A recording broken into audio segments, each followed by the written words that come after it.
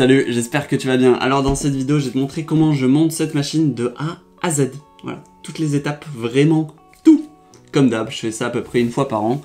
Et si t'es débutant, bah, ça te permet de savoir monter une machine. Vraiment, de savoir comment on fait les branchements et à quoi ça sert et tout. Voilà. Du coup, qu'est-ce qu'on va voir exactement? Première étape, quel matériel choisir? Voilà, qu'est-ce que j'ai choisi comme matériel? Deuxième étape, tout monter pour avoir une machine qui ressemble à ça. La troisième, et pas des moindres, celle qui vous fait le plus peur, paramétrer votre machine sur Betaflight. Voilà.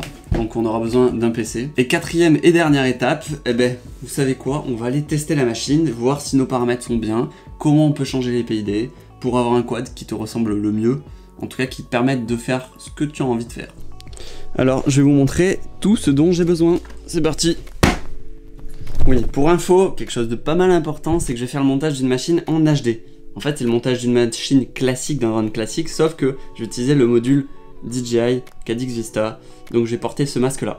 Tu vois, il est un peu plus gros que mes lunettes EV200D, mais on voit en HD et c'est cool, c'est démentiel. Donc si tu... Attends, je vais me l'enlever. Du coup, si tu veux te monter une machine en analogique, n'hésite pas à aller voir la vidéo, je te mets en description. Parce qu'elle est super intéressante. En réalité, c'est la même vidéo que celle-ci, sauf que là, bah, clairement, je vais te montrer comment on active ça, comment tout se déroule pour voler en DJI, simplement. Pour monter un quad, globalement, vous avez besoin de tout ce matériel. Et ensuite, bah, vous avez besoin de ça, d'une radiocommande, d'un masque et d'un PC pour paramétrer le tout.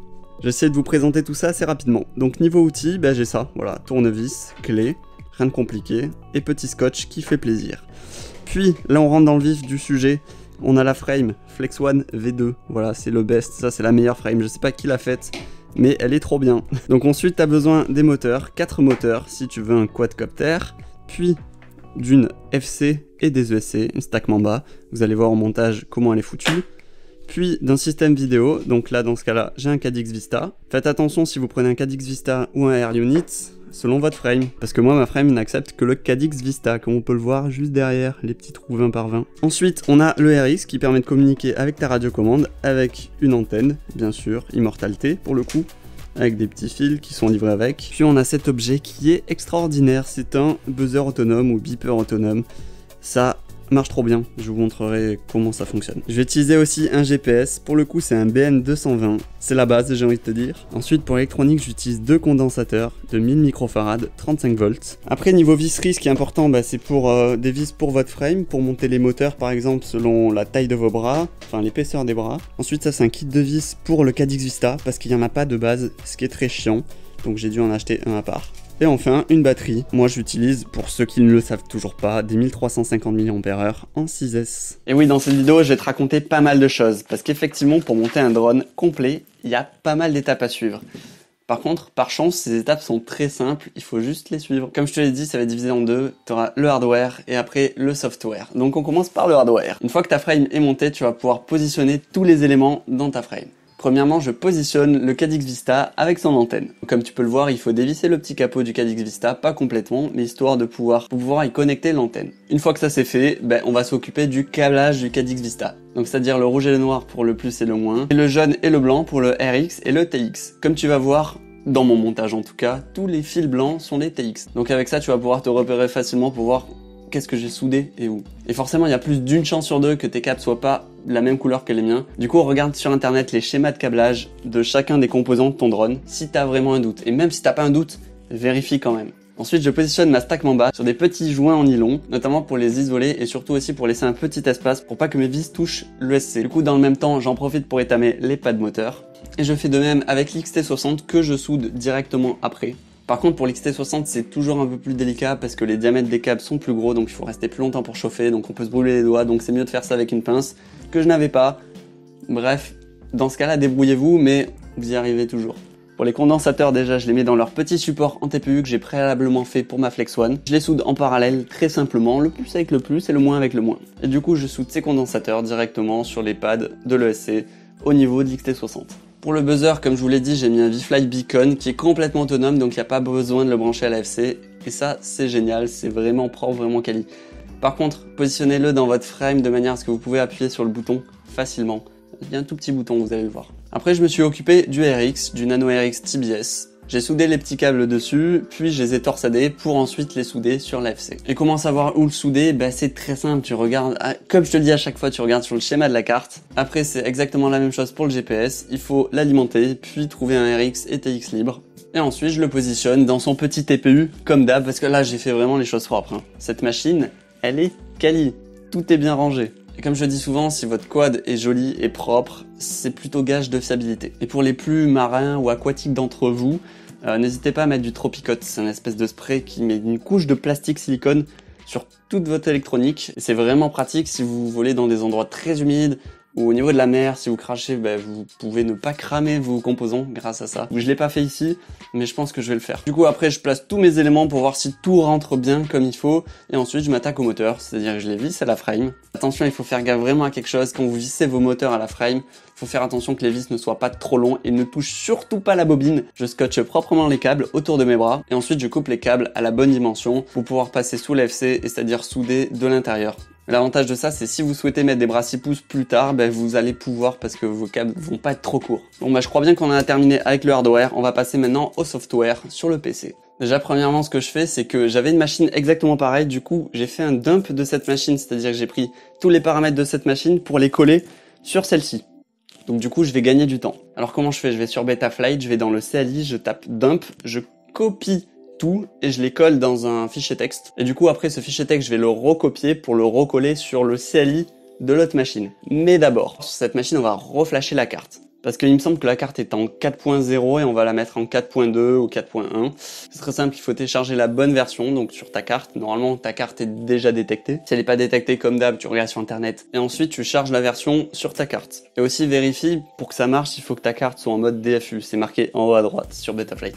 Aussi, rappel très important, surtout pour un débutant, dès que tu vas brancher ton drone sur Betaflight, enlève tout le temps les hélices, comme ça tu prends aucun risque. Du coup, comme je te l'ai dit, ce que tu fais directement après avoir flashé ta carte, tu vas sur le CLI et tu remets le dump de l'autre machine. Alors au niveau de la partie software, j'ai noté 14 étapes, donc il faut les suivre, attention. Alors déjà, premièrement, sur la première page, je te conseille de calibrer ton accéléromètre pour la première fois déjà. C'est-à-dire que tu poses ton quad à plat, et tu cliques sur calibrer l'accéléromètre. Deuxième étape, tu vas dans l'onglet port et tu vas devoir activer un UART pour ton Serial RX, puis un autre pour ton Cadix Vista et enfin un dernier pour ton GPS. Et du coup, les UART qui sont marqués 1, 2, 3, 4, 5, 6, enfin ça dépend, les cartes aussi que tu as, correspondent aux entrées et sorties, aux UART de ta carte quand tu l'as soudé par rapport au schéma que je t'ai dit qu'il fallait regarder avant. Une fois que tu as fait ça, c'est déjà très bien, mais c'est pas fini. Il faut aller dans l'onglet configuration. Déjà, tu vas pouvoir choisir si tes moteurs vont être en props in ou en props out. De toute façon, vous avez un schéma avec des flèches, je pense que c'est très clair. Du coup, selon ce que vous mettez, vous n'allez pas mettre vos hélices dans le même sens. Voilà, c'est pour ça qu'il faut faire très attention. Ensuite, au niveau du protocole des ESC, j'ai choisi de partir sur du D-Shot 600. C'est une valeur sûre, c'est fiable, ça fonctionne. Brièvement, pour ceux qui savent pas, les protocoles permettent de donner tes informations au moteur de manière plus ou moins rapide. Notamment, je vous mets des liens en description de vidéos où j'en parle vraiment un peu plus profondément.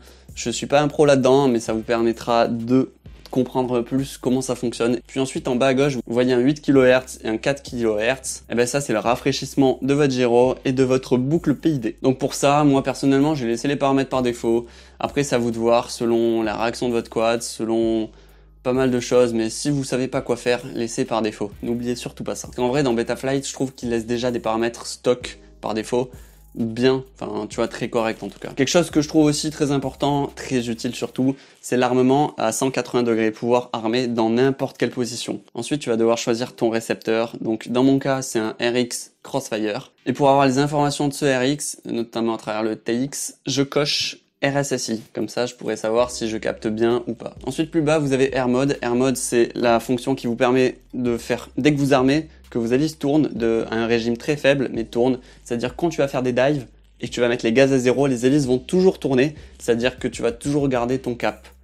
Parce que si tes hélices s'arrêtent complètement de tourner, il part vraiment n'importe comment. Donc activez, enfin en tout cas personnellement je vous conseille d'activer le Air Mode constamment. Pareil pour l'OSD, vous le cochez, ça vous donne toutes les informations au niveau de votre écran, comme on le verra ensuite. Juste en bas, tu peux faire le choix de faire biper tes moteurs, ce qui est très pratique quand tu n'as pas de buzzer classique. Puis quatrième étape, vous allez dans l'onglet alimentation et je ne touche absolument rien. Voilà, c'est terminé. En fait, ça vous permet globalement de vous mettre des alertes différentes et de calibrer votre tension que vous recevez dans votre petit OSD. 5e étape, on va dans l'onglet PID. Ça nous intéresse. Alors il y a beaucoup de débutants qui se prennent la tête avec les PID. Ils disent ah j'ai mon drone qui vibre ou quoi, il faut que je change les PID. Déjà touche à rien, les PID stock sur Betaflight pour moi sont très bien, sont largement bien pour un débutant. Donc généralement si t'as des vibrations, c'est soit ton hardware qui est mal vissé, enfin voilà, t'as fait de la merde. Du coup, qu'est-ce que j'ai fait moi niveau PID? J'ai mis les réglages stock, il me semble, et j'ai augmenté un peu les P, les I, et descendu un peu les D. Globalement, j'ai fait ça. Après, faites attention, faites vos propres réglages. Moi, c'est vrai que c'est des réglages qui permettent qui sont assez tolérants. C'est-à-dire qu'ils vont pas faire beaucoup chauffer les moteurs, qui sont pas hyper précis, hyper loqués, parce que c'est pas forcément ce que je recherche. Donc n'hésite pas à les tester et tu me diras ce que t'en penses sur ta machine. Ensuite, on passe aux rates. Là, par contre, les rates, c'est plus important. Et pour un débutant, je pense que c'est intéressant de savoir qu'est-ce que ça fait vraiment. Parce que les PID, c'est un peu plus délicat. Je vous mets des liens de vidéos en description qui vous permettent de comprendre comment ça fonctionne les PID. Parce que pour le coup, c'est assez fin, assez délicat, mais moi j'ai du mal à les régler vraiment proprement. Mais par contre, les rates, c'est très simple à comprendre. En gros, plus t'as des rates élevés, plus ça va tourner vite, plus ton drone va tourner vite. Comme vous le voyez, moi j'ai des rates assez élevés parce que je fais plutôt du freestyle et pas de la race. Et pour un débutant, je te conseille plutôt d'être à 800 degrés par seconde ou 600 degrés par seconde. Et pas forcément, ou 1000, mais pas 1002, c'est peut-être un peu trop. Après vraiment c'est à toi d'essayer, t'essayes en vrai ou sur simulateur. On passe au dernier onglet maintenant, c'est l'onglet du filtrage. Vous savez, le but d'un filtre c'est d'enlever dans ce cas-là certaines fréquences. Parce que tu as des fréquences qui sont produites par ton drone, qui sont inutiles pour les calculs de boucle PID et tout, qui sont inutiles, qu'on les veut pas, ou sinon ça va foutre la merde. Du coup pour les enlever, on met ces filtres. Mais il y a 95% des gens qui savent pas quoi mettre comme filtre. Clairement de base c'est compliqué de savoir quelle fréquence il faut filtrer. Donc tu as plusieurs possibilités. Soit tu fais une black box, ce qu'on appelle, c'est-à-dire que tu enregistres tous les paramètres reçus par la carte pour ensuite analyser et voir quelles sont les fréquences qui font chier, qui foutent la merde. Ou si t'es dans mon cas et que t'as pas envie de le faire, tu laisses par défaut. Mais ce qui est important en fait, c'est d'éviter les chauffe moteurs. Et les filtres vont énormément jouer là-dedans. Plus tu vas enlever le filtrage, plus tu auras une sensation de quad plus nerveux, plus réactif, moins de latence. Par contre, plus tu as de chances d'avoir une chauffe moteur. Et plus tes moteurs chauffent, plus ils ont de chances de cramer. En gros, si tu veux savoir si ta machine est assez filtrée, après un vol genre de 1 minute, déjà tu fais tes tests, tu fais des flips et tout, tu touches tes moteurs. Si tu veux les toucher plus de 3 secondes, c'est-à-dire que c'est bon, tu vois, ils sont pas trop chauds. Mais par contre, si t'arrives pas à les toucher ou quoi, ils sont beaucoup trop chauds, donc c'est-à-dire augmente le filtrage. Et du coup aussi, n'hésite pas à te baisser peut-être tes dés dans les PID. Enfin voilà, il y a plein de choses à savoir dans ce domaine. C'est hyper vaste, mais je veux pas t'immerger de connaissances non plus. Étape 6, l'étape du récepteur. Tu vas dans l'onglet récepteur. Mais comme tu le vois, rien ne bouge. Mais c'est normal parce que je n'ai pas bindé, c'est-à-dire appairé mon RX à ma radiocommande. Du coup, étape 7, je le fais. Bon, vous avez bien compris que les étapes, si vous les suivez pas dans l'ordre, c'est pas très grave. Alors dans mon cas, je crée un modèle, je branche ma machine. Ah oui, aussi dans mon cas, j'enlève le bip moteur parce que ça commence à me saouler.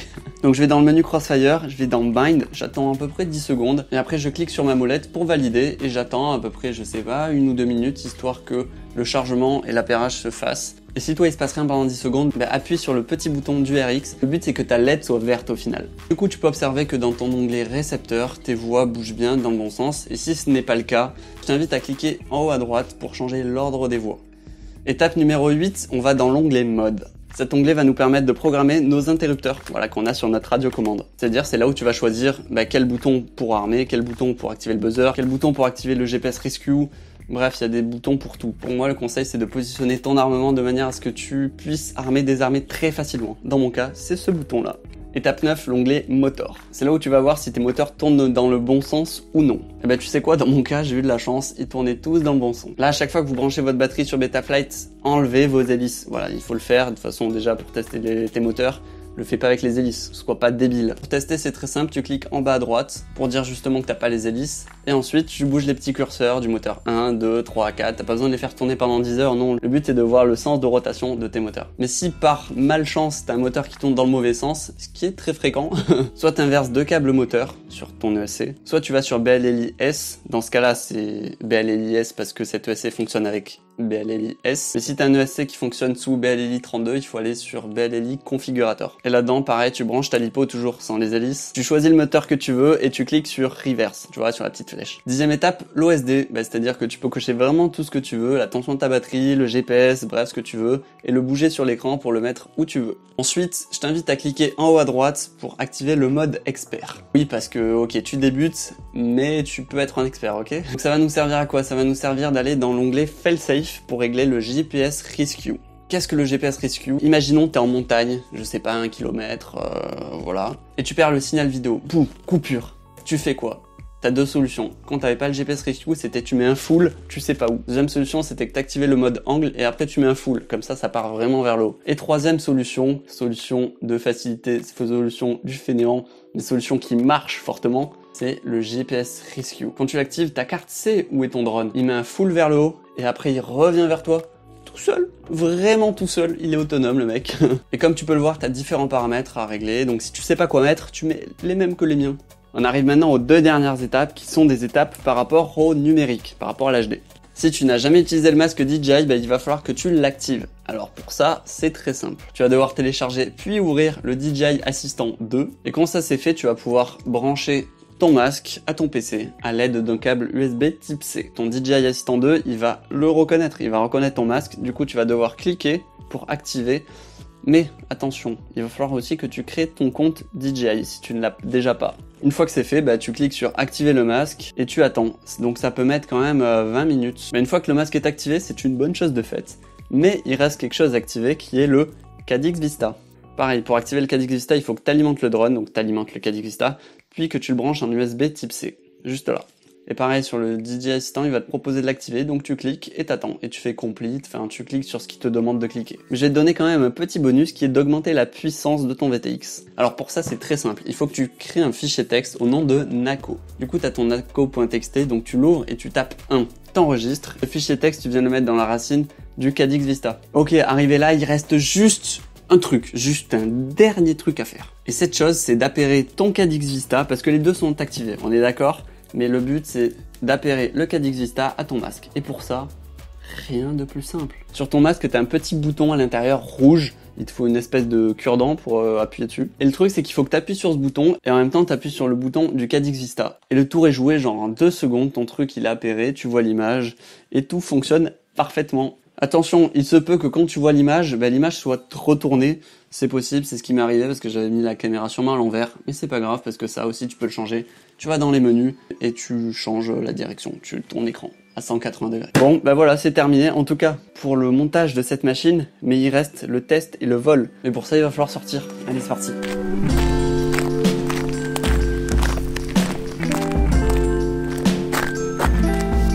On est pas mal là, non? Ça m'a l'air cool. Je sais pas si on verra le coucher de soleil, parce qu'il y a pas mal de nuages là-bas. C'est qui tout double, soit ça va être magnifique, ça va être super rose et tout, soit ça va être tout éclaté. On va pouvoir y aller. Tout d'abord, tu allumes ta radiocommande, sur le bon modèle bien sûr. Tu branches ton drone et tu branches ton masque. Ce que je vous conseille de faire, c'est de voir si tout fonctionne bien. Déjà le buzzer et l'armement. Alors mettez-vous bien sur le channel 1, ça c'est très important. Puis au niveau des paramètres, je vous conseille de mettre, si vous faites du freestyle ou vous n'allez pas trop loin, de vous mettre en transmission low latency auto et 50 mégabits. Après dans device, vous pouvez changer la puissance comme vous le souhaitez. Allez, ça enregistre, on voit le petit soleil. Waouh, c'est trop beau. J'espère que mes paramètres GoPro sont bien. Donc on peut voir que mon GPS fonctionne. Il m'a trouvé. Mais je peux pas utiliser mon GPS Rescue encore parce qu'il n'a pas repéré le GPS quand j'ai décollé.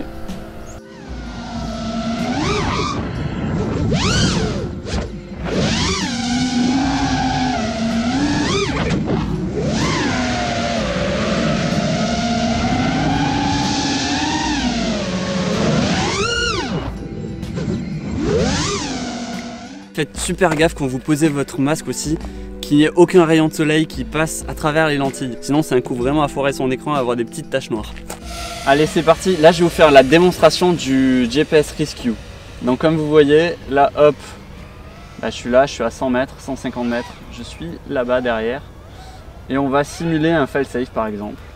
Enfin, je vais tout simplement activer le GPS Rescue. Donc ok, et il y a la petite flèche en bas à gauche, je sais pas si vous le voyez vous. En tout cas j'en ai une. Et imaginons, ouf, là je l'active, bam. Qu'est-ce qu'il fait? Il monte tout de suite, il se redirige vers moi. Et là je touche pas, hein. Je touche pas, hein. Il revient tout seul. Donc après hop, tu désactives et tu reprends la main. C'est incroyable, c'est vraiment trop pratique. Après ça dépend de la configuration, ça peut être bien d'utiliser ou pas. Si t'es vraiment perdu, tu l'utilises, ouais. Mais après si tu veux mettre un coup de gaz vers le haut avant de perdre la vidéo, c'est mieux. Donc imaginons là, hop, regarde, je suis là entre les arbres. Hop, je perds le signal, boum. Hop, il prend de l'altitude tout simplement et il revient. Voilà. Voilà, je l'ai désactivé. Non, non, c'est vraiment trop pratique. C'est incroyable. Bon, ben niveau test, niveau vol, on est plutôt pas mal, que ce soit au niveau des réglages de la machine, c'est correct. C'est pas foufou, mais c'est correct. Mais vraiment aussi, ce que je voulais vous dire, si vous avez toujours pas monté votre machine, ben, je vous conseille, si vous êtes débutant, vous avez zéro matos pour l'instant, ben, c'est de démarrer en HD parce que ce système-là, c'est fou, c'est dingue. Vous avez vu les passages dans les arbres et tout, ça, je pouvais pas le faire en analogique, je l'ai jamais fait. Et là, j'étais à l'aise à me balader tranquillou. Donc pour ça, c'est juste incroyable. Le signal, il est bien plus fort. On voit en HD, c'est fou. Moi, je pensais que niveau confiance, ça allait pas être foufou. Parce qu'on n'a pas des glitches, donc on n'a pas quelque chose qui nous permet de dire oulala, là on capte mal. Mais en fait, si, on a une espèce de focus mode et on sent le lag, Et c'est comme ça qu'on sait si on va perdre le signal ou pas. Il y a un truc que je vous ai pas montré, c'est le buzzer autonome, comment il fonctionne. Alors pour l'activer, c'est très simple, tu appuies 2 secondes. 1, 2. Tu vois, il fait le bip bip, ça veut dire qu'il est allumé. Du coup, après, il fait des bip bip très espacés. Ça veut dire que là, en fait, il fonctionne. Et à partir du moment où tu vas cracher, c'est-à-dire là, par exemple, il fait qu'un seul bip. Il fait bip, bip, et ça pendant 30 secondes. Et au bout de 30 secondes, il va commencer à biper fort. Et de plus en plus longtemps dans le temps, il va piper de plus en plus fort. Et après, il y a la lumière aussi qui s'allume. Il y a aussi un mode cool, c'est un mode anti-voleur. C'est-à-dire que dès qu'il y a quelqu'un qui va le prendre, eh bien, il va biper fort. Il va biper beaucoup plus vite. Et donc, ça te met un peu en stress. Donc, tu vois, là, hop, il est activé. Et imaginons, et là, si j'ai envie de le prendre, eh bien, il se met à biper fort et tu vois, il se met à biper très fort. Putain, ça fait un boucan. Et si j'arrête de le prendre, il arrête de biper fort, mais il va biper normalement. Et en fait, ce mode, ça évite qu'il y ait par exemple des gens qui passent pas loin du drone et qui le prennent normal, tu vois. Il n'y a que toi qui sais où est placé le buzzer et comment le désactiver. Du coup, pour le désactiver, t'appuies 2 secondes sur le bouton.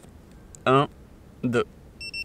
Bon, en tout cas, j'espère que cette vidéo vous a plu, j'espère qu'elle était assez complète. Globalement, pour le montage d'une machine, entre une machine analogique et une machine numérique, et au début, je me suis dit, ça va être chiant d'activer, il faut aller sur DJI, mais en fait, ça marche super bien du premier coup. J'ai juste eu un problème avec l'application sur mon PC à moi, donc j'ai dû prendre celui de mon père. C'est que tout simplement, quand je branchais en USB type C, mon masque n'était pas reconnu, ni mon Cadix Vista.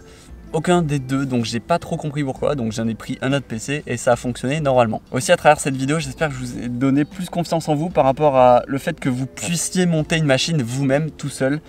En fait, c'est très simple, si tu veux le faire, tu prends exactement les mêmes composants que moi, tu prends le dump, c'est-à-dire tous les paramètres Betaflight que je te mets en description. Et voilà, et c'est une première étape je pense pour apprendre plus sur ta machine, apprendre comment vraiment ça fonctionne, parce que c'est vrai quand tu achètes une machine toute faite, et que tu es débutant, tu te poses pas cette question-là, tu veux voler direct de suite.